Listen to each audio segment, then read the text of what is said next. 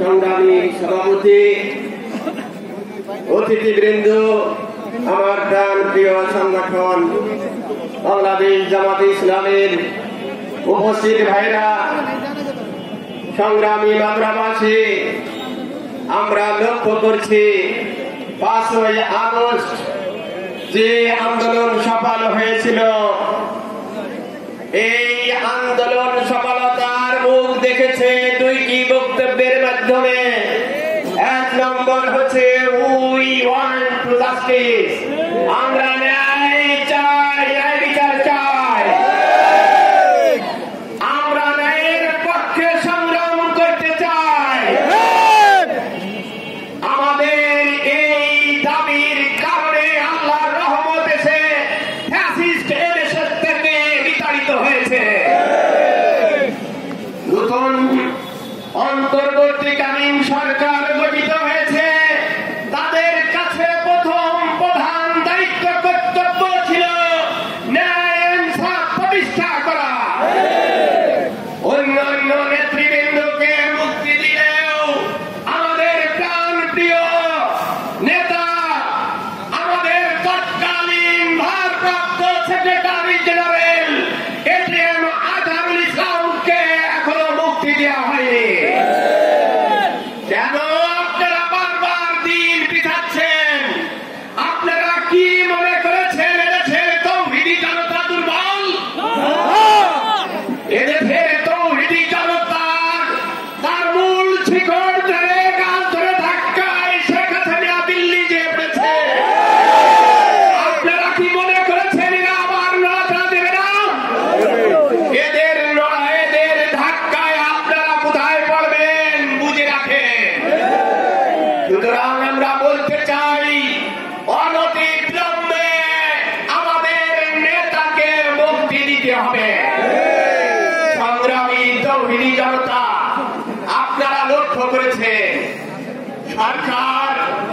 সরকার মামলাগুলো প্রত্যাহারের জন্য 2টি কমিটি গঠন করেছে। কমিটিগুলো অযথা দিন ক্ষেপণ করছে।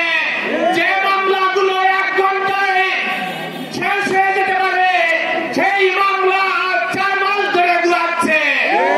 আমরা বলতে চাই, রাজনৈতিক কারণে 9 সাল থেকে যত মামলা হয়েছে আজকের ভিতর প্রত্যাহার করতে হবে। আমাদের নেতাকে মুক্ত করতেই হবে। আপনারা যে কোনো কর্মসূচিতে একমত পোষণ করতে রাজি আছেন? সবাইকে সংগ্রামী জনতা, আমরা একটি বিশেষ দাবি নিয়ে রাস্তায় নেমে এসেছি। এ দাবি এদেশের মানুষের, কোটি কোটি মানুষের, 18 কোটি মানুষেরই দাবি। সারা বিশ্বের সকল তৌহিদি জনতার এই দাবি। এই দাবি নিয়ে আমরা রাস্তায় নেমে এসেছি।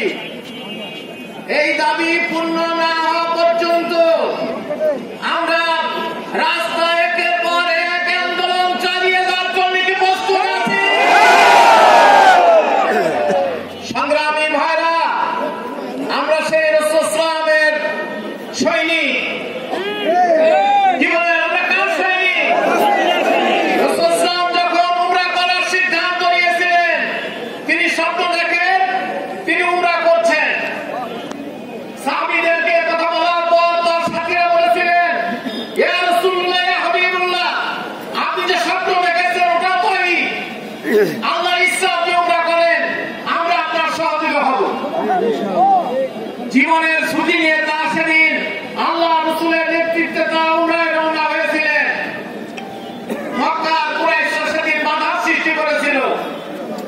আজকে কোন সুদার জানে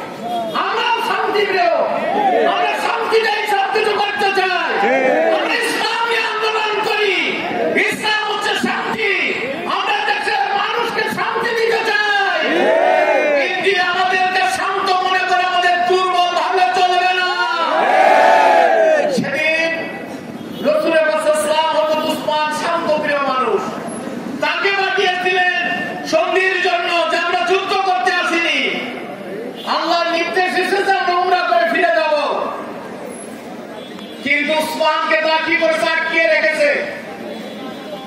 উসমানকে